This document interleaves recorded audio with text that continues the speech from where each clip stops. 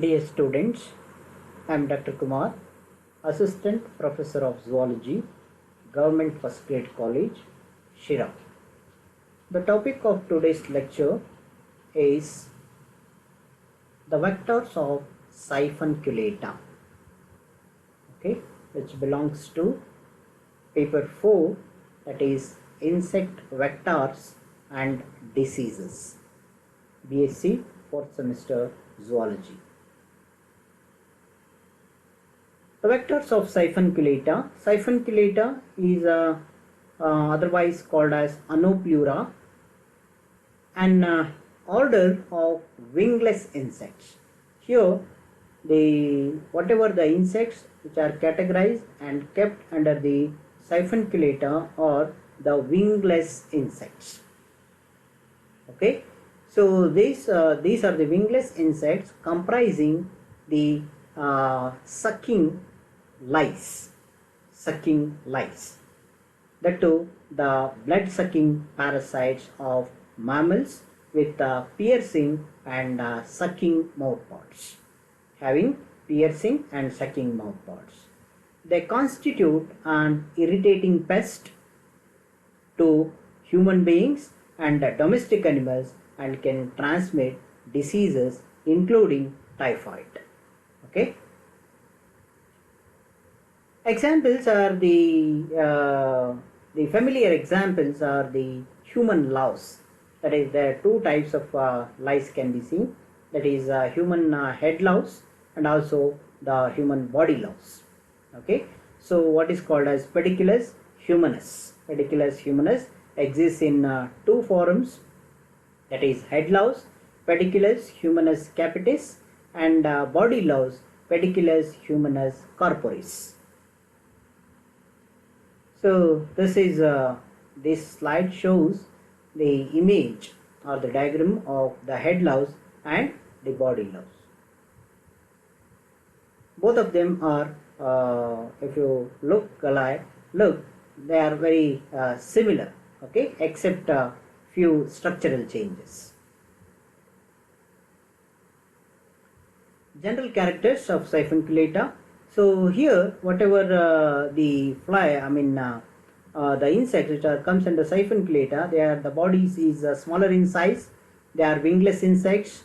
They act as parasites. Okay, affect the mammals.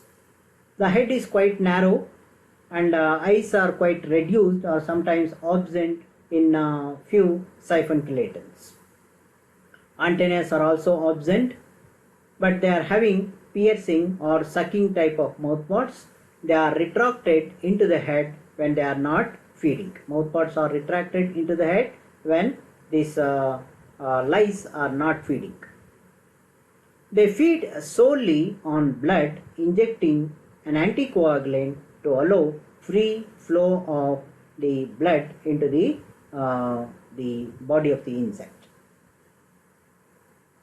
Each leg ends in a strong claw, as you have seen the claws here.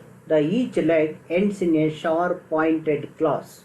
Here you can see in both head louse as well as body louse. So the legs, the appendages, they ends with sharp pointed claws can be seen. So each leg ends with a strong claw, well developed for clinging to the host. Okay, clinging, that is jumping from hairs to hair. So the eggs are usually stuck on the host hair. Usually they lay the eggs on at the base of the hair or on the edge, and hatch when the temperature is sufficiently high. There are about 500 species are recognized throughout the world. Okay, nearly all species of mammals are infected. Pediculus humanus. So it is commonly called as human louse. It is usually found on the head, gripping tightly onto the hairs. There are two races of human louse, that is the head louse, Pediculus humanus capitis, and the body louse, that is Pediculus humanus corporis.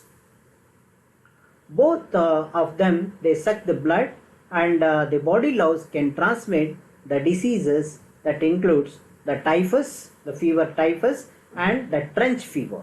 Trench fever. The outbreaks of these body louse infestations usually only occur where the hygiene is poor.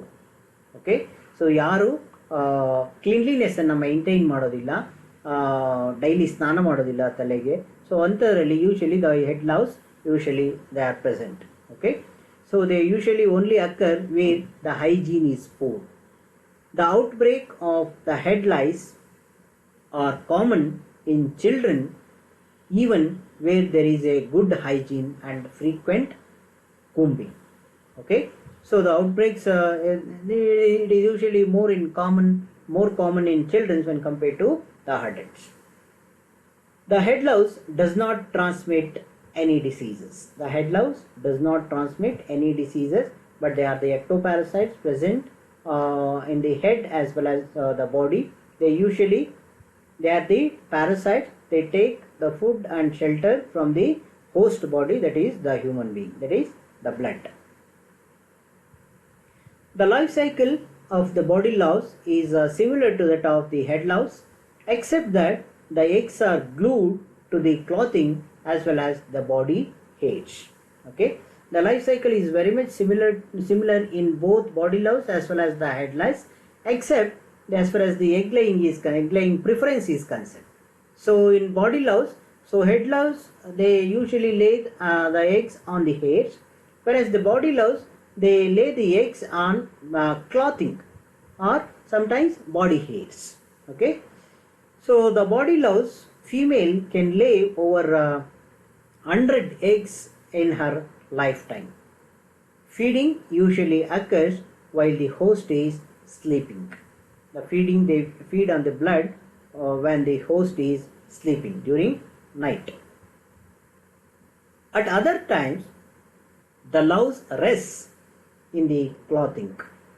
Okay, body lice can withstand longer period of starvation than the head lice. As far as the transmission is concerned, the transmission is usually through infested, not cleaned or clothing or bedding. ಎಲ್ಲಿ transmission ಇರುತ್ತೆ, ಎಲ್ಲಿ ಇವು occurrence ಜಾಸ್ತಿ ಇರುತ್ತೆ ಅಂತ ಹೇಳಿದ್ರೆ cleanliness ಇಲ್ಲದೆ ಇರೋ ಕಡೆ ಹೆಚ್ಚು you can see the head louse and the body louse. The another lice can be seen, that is what is called as crab louse. The crab louse, the scientific name for this is Pitheris pubis. Pitheris pubis. This is also similar to that of the body louse. Okay, present attached to the pubic region, that to the pubic hairs. It has recently been discovered that the crab louse is most closely related to the louse that lives on gorillas. Okay, apparently they were one species around 3.3 million years ago. They were recognized and identified. So in 3.3 million years ago, primarily they were found on the body of the gorillas. As far as the crab louse is concerned, some of the interesting features: the eggs of the crab louse are slightly smaller in size. The head slightly smaller in size. The head and the body louse eggs and they glued firmly to the body hair.